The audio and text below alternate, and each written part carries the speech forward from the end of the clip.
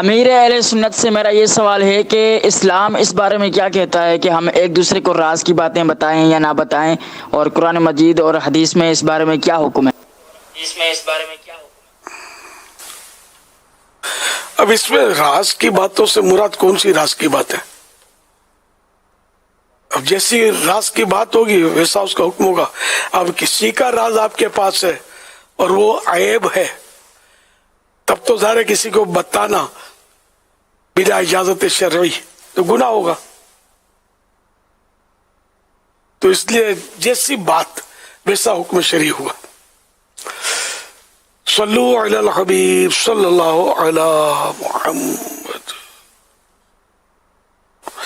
اللہ کے پیارے پیارے آخری نبی صلی اللہ علیہ وسلم کا فرمان عالی شان ہے، اپنے مقاصد میں کامیابی حاصل کرنے کے لیے انہیں راز میں رکھنے سے مدد حاصل کرو، کیونکہ دنیا میں ہر نعمت والے سے حسد کیا جاتا ہے۔ اپنے مقصدوں کو راز میں رکھو، یہ اس حدیث میں کہا گیا ہے۔ کہ بعض اوقات یہ ہوتا ہے کہ اپنی خاص باتیں بندہ یا نعمتیں اس کو حاصل ہیں تو اس پر دوسروں پر اظہار کرنے سے بعض اوقات یہ ہوتا ہے کہ بندہ حسد کا شکار ہو جاتا ہے، کبھی نظر بھی لگ سکتی ہے، یہ بھی امکان ہوتا ہے کہ اپنی نعمت ظاہر کی اور نظر لگ گئی۔ تو یوں موقع کی مناسبت سے بندہ جو ہے اپنی چیزوں کو راز میں رکھتا ہے۔ بعض اوقات دیکھیں بتانا بھی مفید ہوتا ہے، تو بہرحال حدیث کی شرح میں بیان نہیں کر سکتا، لیکن یہ وہ ایک بات بتا رہا ہوں میں جو حدیث پاک میں آئی کہ اپنے مقاصد کو راز میں رکھنے کی اس میں ترغیب ہے کہ کل ذی نعمت محسود، یہ بھی حدیث پاک ہے کہ تمام وہ لوگ جن کو نعمت حاصل ہوتی ہے ان سے حسد کیا جاتا ہے۔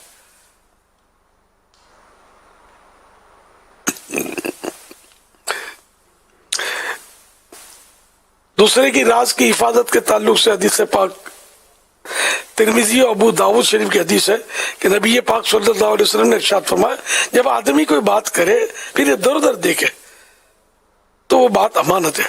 یعنی اگر کوئی شخص تم سے اکیلے میں کوئی بات کہے اور بات کے دوران یا بات کے درمیان میں ادھر ادھر دیکھے کہ کوئی سن نہ لے، تو وہ اگرچہ منہ سے نہ کہے کہ یہ کسی سے نہ کہنا، مگر اس کی یہ حرکت بتاتی ہے کہ وہ راز کی بات ہے، لہذا اسے امانت سمجھو، اس کا راز ظاہر نہ کرو، کسی سے یہ بات نہ کہو۔